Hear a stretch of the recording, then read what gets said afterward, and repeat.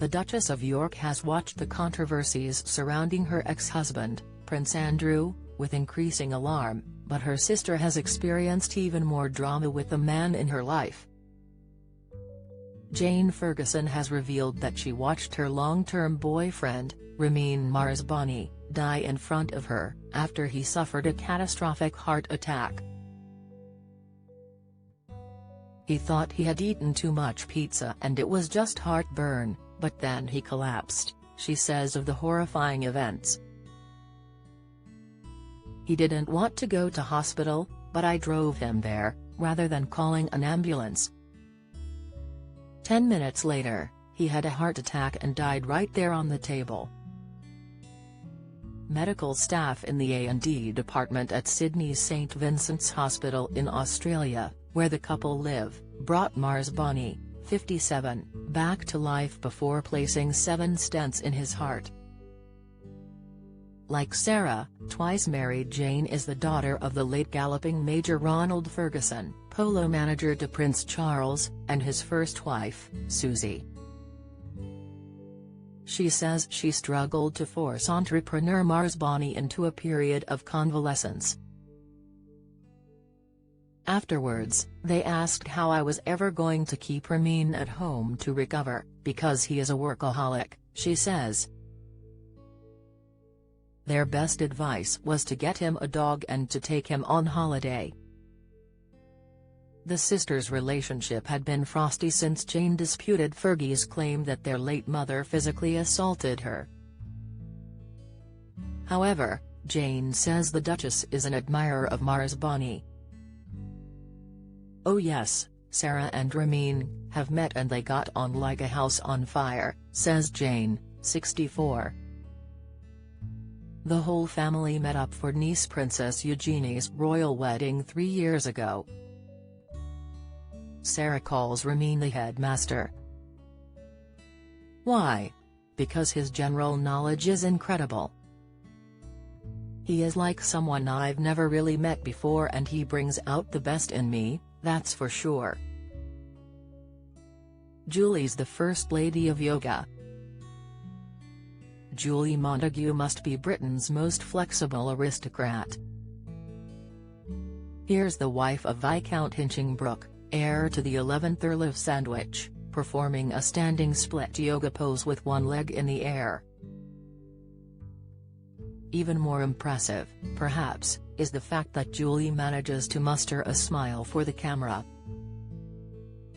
Scheduling in even just 15 minutes for yourself can give you more energy yet make you feel more tranquil, too, muses the American divorcee, 47, who starred in reality series Ladies of London. A newly qualified yoga instructor, Julie has been teaching virtual classes from her home, Mapperton House, in Dorset. Garden guru Alan Titchmarsh claims that when he collected his MBE from the Queen, she told him, "You give a lot of ladies a lot of pleasure." But he could have been charming viewers of ITV's biggest show. "I was offered him as celebrity this year and I declined," reveals Titch, who's a judge of the first Isle of Wight Book Awards. He tells me, "I like being on television doing a job or showing something rather than just picking up the fluff from my navel.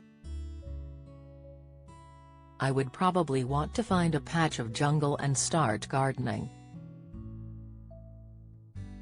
"Suits you, sir. Who's this refined gent come to watch the racing with his wispy grey whiskers, thick-rimmed spectacles, top hat and binoculars? You will be shocked to learn it's actually Princess Diana's bridesmaid India Hicks."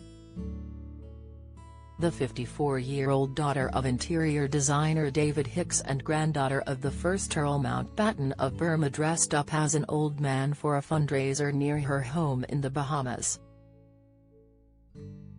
"I happened to win Best Dressed Man," she boasts. "Maybe it was my father's tie, maybe it was the wild horses who I brought with me." The wild horses were strapping young men wearing animal heads, including her son, Amory Flintwood, 22. When asked what her husband, David Flintwood, thought of her new look, she giggles, "Has not home." Old Etonian explorer Sir Ranulph Fiennes once lopped off 2 of his frostbitten fingers using a set of fret saw blades to save himself a £6,000 surgery bill following a trip to the North Pole late in 2000. And Hess showing similar determination to stay in shape as he approaches his 9th decade. Now, aged 77, I have to do daily squats twice a day, and press-ups, 25 at a time. He says. How many toffs are needed to save a theatre? The Duchess of Beaufort and the Earl of Dudley have teamed up to try to stop Dudley Hippodrome, which has played host to the likes of Ken Dodd, Bruce Forsyth and Tommy Cooper, being demolished. Local councillors voted to allow the venue to be replaced by a university building, but Cabinet Minister Michael Gove has the power to call in the scheme for review. The theatre building is an iconic part of Dudley's rich history and heritage, says the Earl, whose ancestor donated the land it was built on. It is of huge significance historically due to the number and quality of world-class performers who have played there. A lucrative rebrand for Comic and his wife. Anti-capitalist Russell Brand is investing some of his capital in a new business. He and his wife, TV presenter Kirsty Gallagher's sister Laura, could be slinging burgers together after setting up a company, Brand New Collective. According to documents filed at company's house, it could run restaurants, take-away food shops and mobile food stands, as well as buying and selling property. The couple, right, are good business partners. Their other company, specializing in TV production, held £2 million last year,